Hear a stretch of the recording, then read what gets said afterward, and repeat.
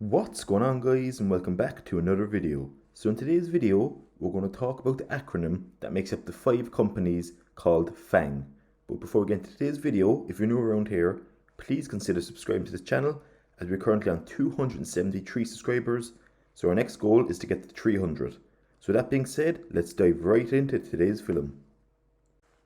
So we can see from the definitions on Investopedia in the highlighted column here is that FAANG is an acronym referring to the stocks of the 5 most popular and best performing American tech companies, which are Facebook, Amazon, Apple, Netflix and Alphabet, formerly known as Google. In addition to being widely known among consumers, the 5 FAANG stocks are among the largest companies in the world, with a combined market cap of over 4.1 trillion as of January 2020. Now, as we're obviously in September, that's an outdated figure, and I expect that market cap to be even larger as of now. So as we saw on Investopedia, its market cap was 4.1 trillion in January. We can see now, as of September 23rd, 2020, the market cap has jumped up over 0.6 of a billion, so it's currently 4.719 billion market cap for the FAANG companies. On marketbeat.com, we can see that they provided a table for the 5 FAANG companies. So you can see here, they have the company, the PE ratio, market cap, current price, price change, volume, average volume, and indicator. So we'll just go through a few of these columns here. So in terms of Facebook, they have a 31.11 PE ratio. Their market cap is 725 billion. Current price at time of recording is $254.82. And the indicator that marketbeat.com provides is that there is a decrease in short-term interest. In terms of Amazon, they have a PE ratio of 119. They have a 1.55 trillion market cap. In terms of their indicator that MarketBeat provide, the analyst report increase in short interests, and there's going to be an analyst revision also coming up. The third company that's on the list is Apple, and they have a PE ratio of 34.15 with a market cap of just under 2 trillion. In terms of their price, it's $112.28 at time of recording, and the indicator that MarketBeat.com provide is that there will be an analyst upgrade and there will be an increase in the short-term interest. The fourth company on the list is Netflix, PE ratio of 81.43. They have an average current price of $482.88, and in terms of an indicator, it's increase in short-term interest. And the fifth and final company on the list is Google or Alphabet. They have a 31.78 PE ratio. Current price is $1,444.96. And in terms of volume, they have a 1.32 million in volume. In terms of each of the 5 companies' tickers, we have Facebook is FB, Amazon is AMZN, Apple is AAPL, Netflix is NFLX, and Alphabet, formerly known as Google, is GOOG. In terms of my own portfolio, I hold 4 of the 5 FAANG companies. So I have, you can see here, Alphabet, as you can buy fractional shares in trading 2 and 2. I have 0.2 of a share, which currently works out at about €253. I have Amazon, I have 0.09 of a share, which adds up to about €258. In Apple, I have 2.69 of shares, equating to about €260. And then I also have Facebook down here. So Facebook, I have 0.93 of a share, which equates to about €205. And the one that I don't have is Netflix. And I'll go into that in a small bit of detail in the next slide. So with Netflix, as I said prior, that I have the other 4 of the 5 FAANG companies. And although you can see here from the 1-year chart for Netflix, it is going an upward trajectory. So let's say this time last year it was $268 and it's currently $482. So that's quite an impressive increase.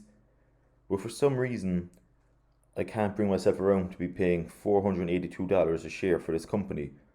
I'd much prefer to, let's say, you can only buy 3 kind of Facebook shares for that price, or you could even buy like 2 Apple shares or 3 Apple shares or whatever. So I kind of would much prefer to buy a couple of shares of those other 4 FAANG companies instead of buying one of Netflix. And again, I generally don't see anything wrong with Netflix. It's just not for me. I don't like, once this lockdown is completely over, I feel that a lot less people will be using Netflix. And with things like Disney Plus being a competitor as well, that they might eat up some of their market share. And again, as I said already, I don't think there's anything wrong with Netflix as a company. I just feel over time there's so much more potential in the other four, which are Facebook, Apple, Amazon, and Alphabet. I just find that they have a lot bit more better growth prospects, and they have a lot more to offer and bring to the table. Whereas I feel Netflix is kind of a one-trick pony, and that over the next few years, this service could start to slack and lose its kind of interest from its followers.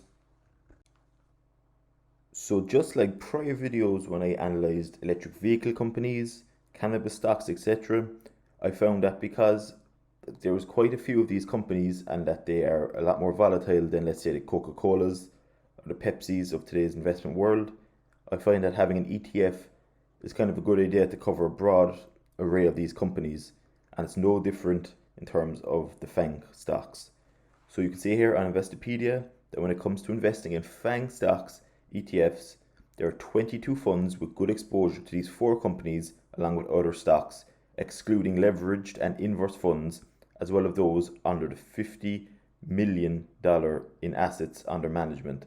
So the best performing FAANG stock ETF currently is the New York Stock Exchange Tech ETF, ticker symbol XNTK. So in terms of XNTK, you can see the financials behind that ETF. So you can pause this video if you want to actually look at those. But XNTK is a large cap growth fund focused on the US listed tech stocks. The funds track the New York Stock Exchange Tech Index, a group of 35 leading stocks in the IT and consumer discretionary sectors. The top holdings of this fund include Tesla, the electric car maker Shopify, the e-commerce company, and JD.com, the e-commerce business. Two other well-known ETFs that hold the FAANG stocks is the Invesco QQQ Trust, with again ticker symbol QQQ, and the iShares Expanded Tech Sector ETF, ticker symbol IGM.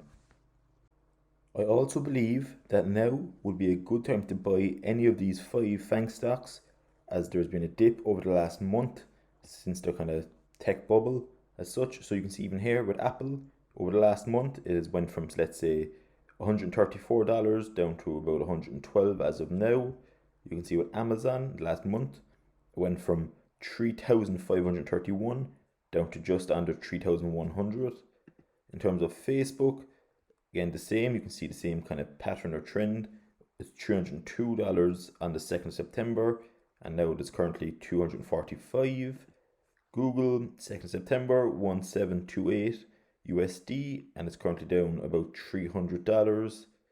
And Netflix went from about $556 down to currently $482.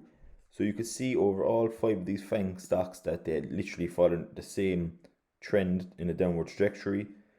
So as I feel that these 5 companies are definitely the way forward in terms of innovation and market leaders, this dip shouldn't faze you at all. In fact, it should encourage you to buy even more of the companies to improve your dollar cost averaging. So with that being said, that brings the end to today's video. If you have any further comments or suggestions, or if you have any questions, please comment below and anything in relation to the FAANG stocks, and I will definitely get back to you as soon as possible. If you liked today's video, please consider smashing that like button. And again, if you're new around here, I'd be very grateful if you would consider subscribing to this channel, as it would really help the channel out going forward.